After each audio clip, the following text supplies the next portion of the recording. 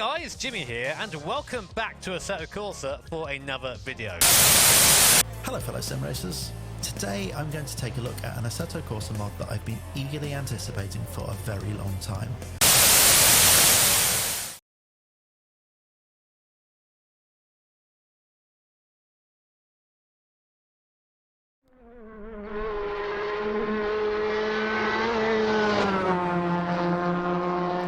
Part of the genius behind the original Assetto Corsa is its design for community-driven creation of content. Since the original game's release in 2014, hundreds of mods have been released by those who would see this sim's life extended with the addition of new things to do. Considering just the world of mod cars, there are semi-professional outfits like IER Simulations, Race Sim Studio, Virtual Racing Cars, or United Racing Design, releasing new cars that feel every bit as realistic and detailed as what we got from Kunos. Other contributors like Gary Patterson, Ben O'Bro, and Train Monkey Modding step in to provide content that fills in the niches that typical sim racing games lack. But as with any creative community, sometimes the origins of the creations become questionable. The debate over the British touring cars pack by Sean Clark, for example, could fill another video. And then you have groups like Guerrilla Mods or The Rollovers, who are not at all bashful about simply ripping resources out of other games, copyrights and licensing be damned. If you're organizing a league for Assetto Corsa, especially one with which your own brand or those of your sponsors might be associated, then this is the sort of thing that matters. Endorsing a mod whose ripped content might violate the copyright of another game can jeopardize your league's credibility, if not its very existence. So then, what makes a mod legitimate? Whom can you trust? Well, sometimes the answer to that question is more difficult than you'd think.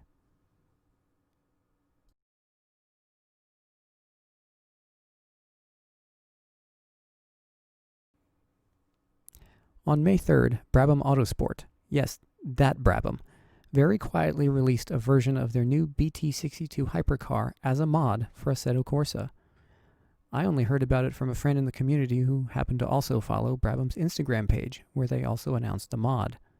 It's a striking design, and it's something of a preview of what a future Le Mans hypercar might look like. Being advertised as a mod created from the ground up by the car's real-world manufacturer as a training tool for their real-world race drivers, I downloaded it immediately. And I was impressed. So impressed, I jumped at the chance to make a video. This video. I really wanted to call attention to this mod, because things like this just don't come around that often. I thought if we, as a sim racing community, could create some buzz around this project, then maybe more race teams would be encouraged to release similar mods of their cars, and we'd all benefit from higher quality mods. And then the feedback came rolling in. This comment on the original video made my stomach churn. Oh no, what's happened? In a video where I went on and on about finally having a legitimate mod to play with, that legitimacy was instantly called into question. What's going on? What is Brabham up to? So, I had to start digging. I delisted my original video, issued a hasty retraction, and set off to find out just what the f is really going on. What followed was surprising, and it shines a bright light on the difficult problem faced by sim racing league runners and content creators alike, when all we want to do is answer the question, is this mod legitimate?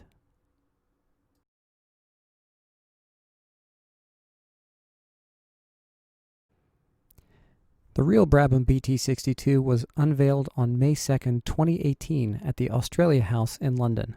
It was a beautiful and bold design and represented Brabham's intention to return with a vengeance to the world of autosports.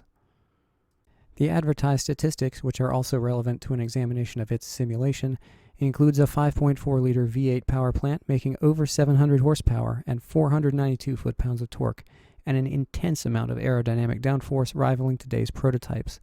It is worth noting here that the specific engine in question is a Ford Coyote shared with the V8 supercars. In February 2019, Luke Yolden broke the lap record for closed cockpit cars at Mount Panorama, with a time of 1 minute 58.69. Then, in November 2019, David Brabham and Will Powell drove the car to victory at Brands Hatch in the Britcar Endurance Series finale, even while being limited to 60% throttle to balance the car against the series regulars. An impressive car indeed.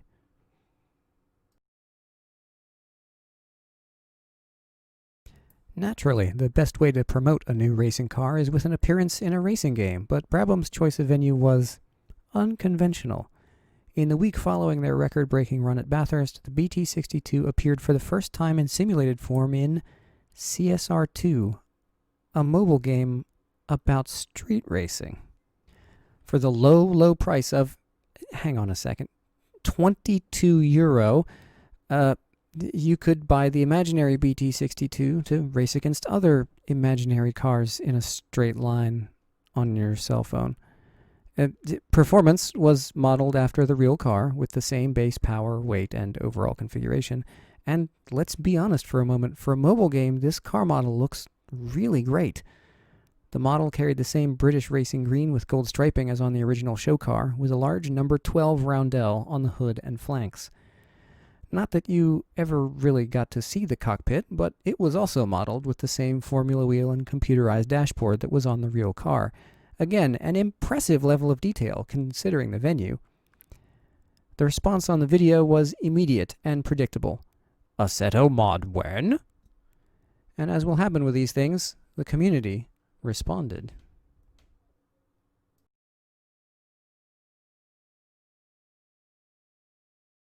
Just over a month after the real Brabham's record-breaking run at Mount Panorama, a fan-made mod appeared on Assetto Land, representing the BT62. The authors listed on this mod are Shokius ACT80s and Dr. Doomslab, the latter of whom had produced other mods in the past. The response on YouTube was enthusiastic. Gopherchucks Games reviewed the mod and, though impressed by it, was already skeptical about its origins. In spite of his tingling spidey sense, he praised the work done to bring the car to the game. Both authors listed on Assetto Land show up in the comment section of this video. Strangest of all is the interaction between those two authors in the top thread. YouTube user ACT80s states that there is an update already available, but then user Dr. Doomslab says, "Sorry to say, but your 1.1 version is older than the one here. I have updated and changed a lot." ACT80s responds, "If you do not keep me informed, I cannot update the mod." What is even going on here? Are the mod's authors having a spat in the comment section of a YouTube video? Is this how they're coordinating their work? The day after this video, SimRacing604 put out another review showing off the exterior and interior of the model. It shows a somewhat rudimentary-looking dashboard panel, which was later improved. The purported authors show up in this comment section as well, but seem to have sorted out their differences. So it drives well enough, but what's the quality of the mod overall? Well, first off, there's a reason all the liveries are solid colors. The wireframe of the car is a tangled jumble of superimposed components. There's no way to make any sort of complex livery for it. This instantly set off some red flags. And then there's the Content Manager mod analysis tool. This reveals that in terms of physics, the car is basically just a copy of the Pagani Zonda R that comes with the game, with the 3D models slapped on top of it and the Maserati GT4 sound pack reused besides. It has basically nothing to do with the real car. The mod drives like a prototype because it's based on a prototype that was already in the game. And what about that 3D model? I mean, it looks fantastic, doesn't it? That's got to be a pretty complex wireframe. Wait a minute. What the heck is that on the side? Why is there a big circle there? And what's that, the number 12? Where have we seen that before? Oh no. Oh dear. This is the 3D model from that CSR2 game. They found a way to rip it and used it as is. And didn't even bother to unpack the pieces onto a usable template. So there it is, I guess. The fan mod is fun to drive, but that's because it's a Pagani Zonda. It sounds good because it's a Maserati GT4, and it looks good because it's a professionally made 3D model ripped from another game. Womp womp. That's that. Clearly, this one isn't going to pass the standards for quote-unquote legitimacy that a lot of league runners tend to require. But it's a good thing we got an official one directly from Brabham, though. Right?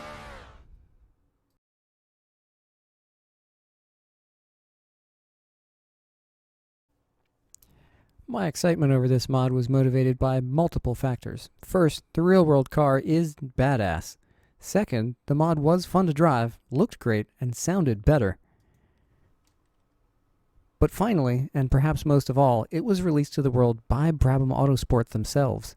In a community where the origins of a mod matter, and there are constant arguments about what constitutes original work, you can't get more authentic than that, right? Well, let's start with that 3D model. Looks great-ish. The shadows are a bit messed up, but hey, it's their first mod ever, right? It's not like they also ripped off the... Oh, wait, they did. There's the number 12 roundel. Yep, this is also the model from CSR2. And it's not even ripped as skillfully as the fan-made version, because the shadows are broken. On the other hand, at least the model has been properly unwrapped onto its paint template, so that you can create liveries. And the liveries that come with the mod represent actual, specific, individual, real-world cars produced by Brabham over the last 2 years for various events and exhibitions. And let's not forget, Brabham would have commissioned this model as part of the licensing deal to the makers of CSR2.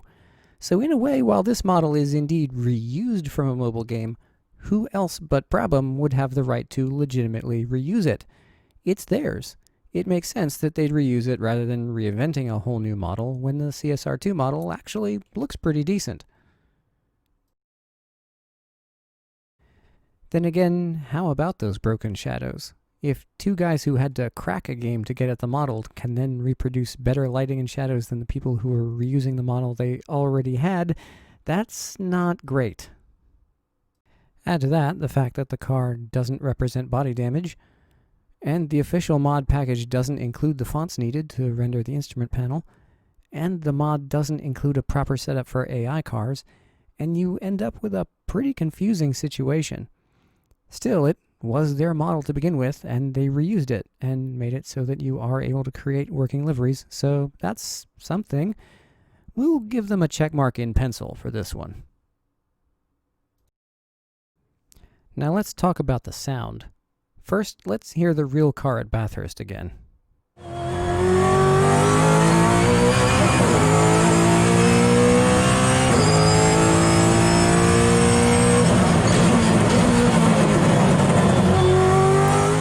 Now let's listen to the roar of the simulated engine in the official mod.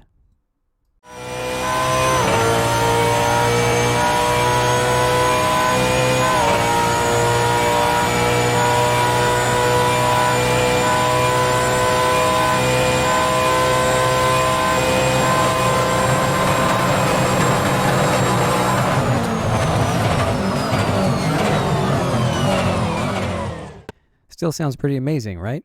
The sim racing channel Half the Race Gone certainly agreed in this review, posted the same day as my original video. But then in that comments section, we see this note that the sound is stolen from V8S Corsa's Supercars mod. Wait, hang on, what? Let's hear the Brabham mod again.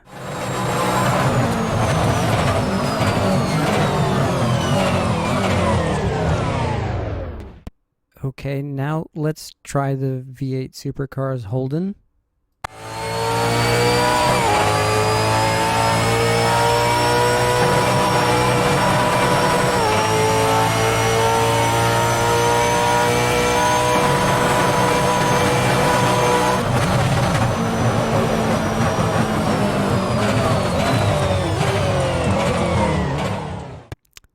Huh, how about that? Try the Ford.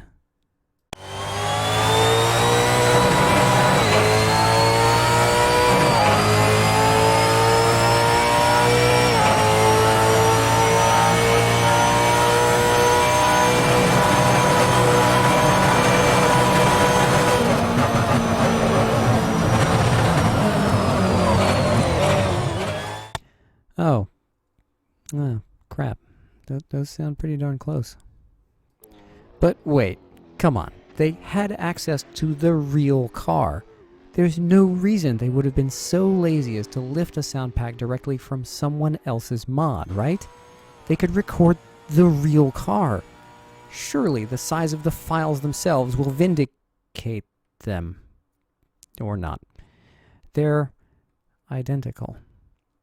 Okay, maybe it's a coincidence. Let's settle this once and for all. There are tools for this. We'll use a standard diff tool to directly compare the two files. There's no way they're the same down to the last byte, right?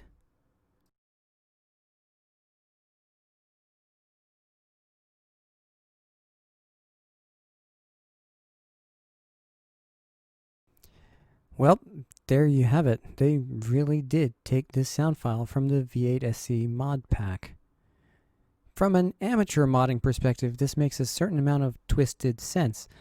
The Brabham uses a Coyote V8. The Falcon Supercar uses a Coyote V8.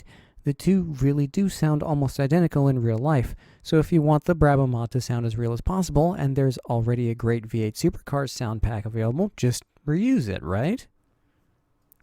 But this isn't an amateur project. It's the official release of what's supposed to be their actual training sim for their real-world drivers. And they ripped off another modder's sound pack?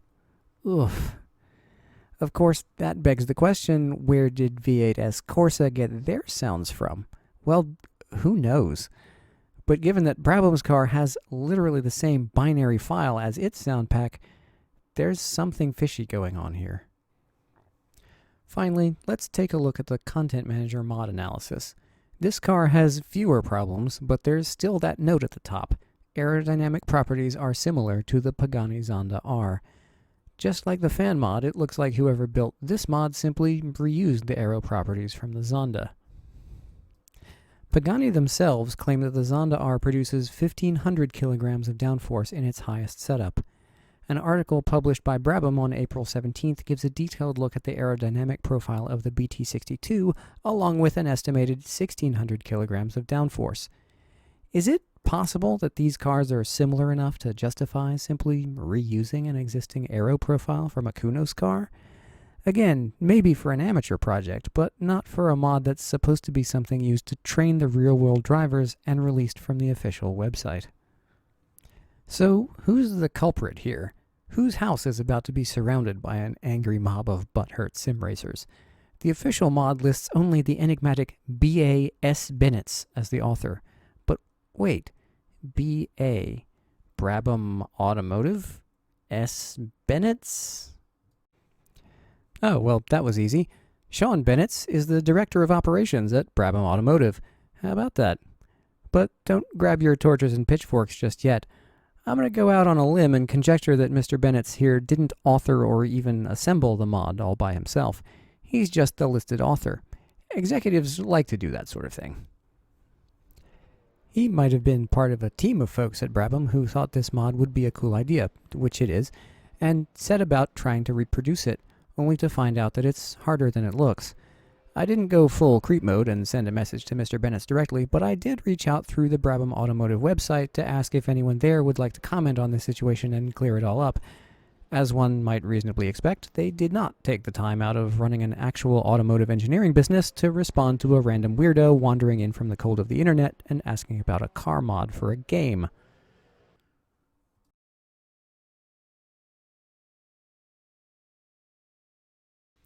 So let's review. Does either of these mods have any hope of being usable in a league who cares about whether it endorses any content that could be considered ripped or stolen in some way? The fan-made mod uses a rip of the 3D model from the mobile game CSR2, so that's a big ol' nope here. The sounds are copied from the Maserati GT4. While it's tempting to slap a big ol' nope on this as well, it's actually pretty common for amateur mods to reuse sound assets that you would have been given in the original game from Kunos, so this gets a meh. The car's entire physics model is copied from the Zonda R. Again, this is a Kunos car, and amateur modders aren't all physics nerds, so we'll be charitable and give this a meh too. But while in most leagues you can get away with reusing Kunos sounds and physics, a ripped 3D model is for sure a no-go. Now on to the official release from Brabham Automotive. While massaged and arranged to make liveries possible, among other improvements, this is still the model from CSR2, so we have to give them a nope here. Oh, but wait, they commissioned that model in the first place. Hang on. Undo. And Good job, Brabham. You used content for which you were already the original developer. Sort of. But then, despite literally having the real car sitting in a garage and available for recording whatever sounds they wanted, and hours of videos of test sessions at various racetracks, the sounds for this mod appear to be copied from the V8S Corsa mod, who in turn got them from somewhere. So that's at least a nope, if not a double nope, just for spite. And finally, though some development has gone into fine-tuning the physics to serve as a better simulator of the real car in terms of driver training, the aero data still comes straight from the Zonda R. So if they're going to claim that this is their official training simulator for their real drivers, but can't be arsed to tune the aero, this gets a harsh nope. This chart doesn't look fantastic, does it?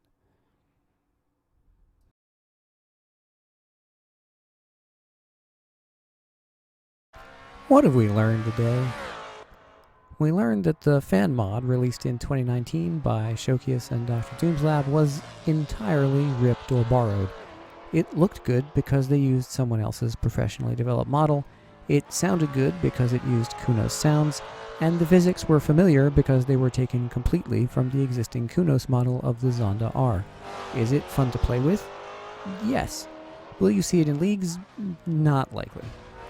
We also learned that while the official mod from Brabham Automotive could have been a dream mod representing precise laser scans of a real car, a sound bank recorded directly from the real car, and physics calculated from mountains of real-world telemetry from test sessions, it is instead a reused 3D model using sounds from another mod in the community and still partially using physics from Kunos' Zonda R.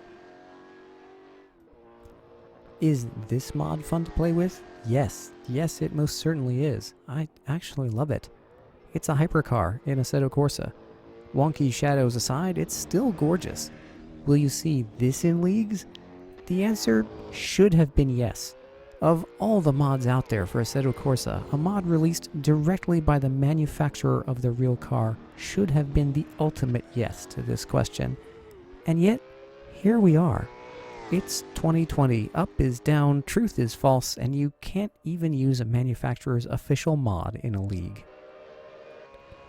Let's be clear here. What this mod represents is still something great. A race engineering company cared enough about promoting their car in the sim racing community that it produced an official mod to represent that car. That is still big news. That should still be encouraged. We need more of this. But as fun as it is to add to your game, I can't help but be disappointed by the results of this little investigation. Maybe they'll come out with updates. Maybe more race outfits will follow suit. I hope so. But if we as a community do nothing but rag on Brabham for the quality of this one, you can be damned sure we'll never see anyone else bother to try. And that would be a legitimate shame for all of us.